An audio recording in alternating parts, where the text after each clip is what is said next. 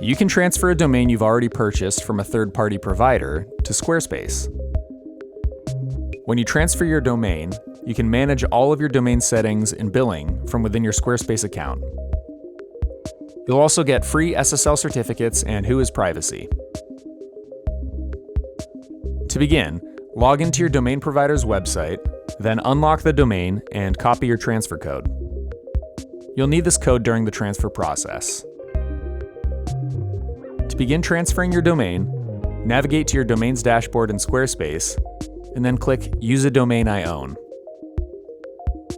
Enter your domain name, click Transfer, and then enter the transfer code from your current provider. From here, enter your contact information and payment information to continue the process.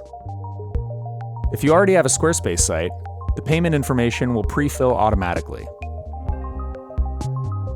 Once your domain is transferred to Squarespace, all your billing will be managed by the card on file for your Squarespace site.